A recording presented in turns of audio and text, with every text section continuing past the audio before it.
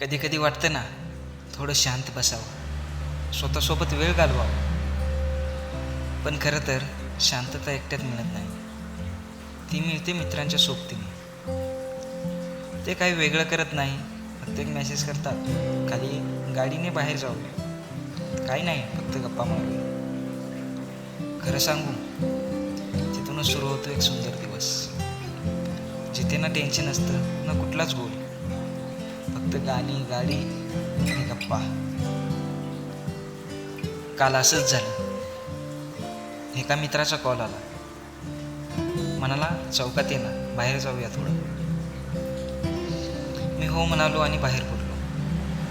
मग काय, 4-5 मित्र जमलो. पाऊस पडत होता. आम्ही एका गाडीत बसलो आणि जिथे रस्ता येईल तिथे निघालो.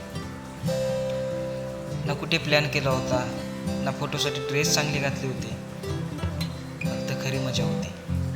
मुसळधार पाऊस, लाऊड गाणी आणि आठवणींनी भरलेली ती संध्याकाळ.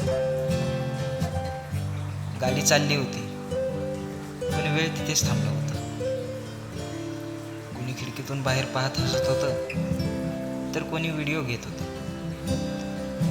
ते सगळं इतकं रिअलिस्टिक वाटत होतं ना, की क्षणभर वाटलं याचंच नाव आयुष्य आहे. हे क्षण फार मोठं काही शिकून जातात. कधीही टेन्शन येईल, काहीही अनपेक्षित घडेल, पण एक फोन, एक कॉल, चौकात आहे ना बाबा, सर्व विसरायला भाग पडतो. हे मित्र, हे मोमेंट्स,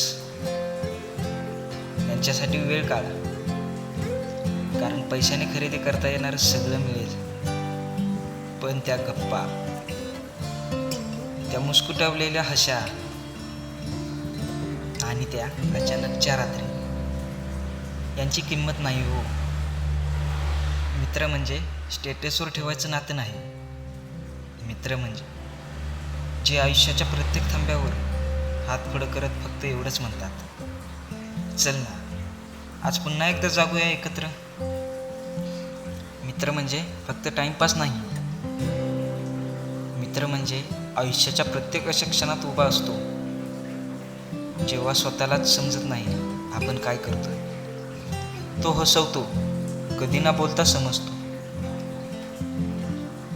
आणि फक्त एवढंच म्हणतो, भाऊ तू आहेस ना, बाकी सगळं आपल्याला जमून जाईल.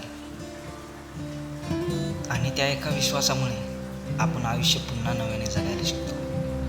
मित्रांसोबत हसत, आनंदात.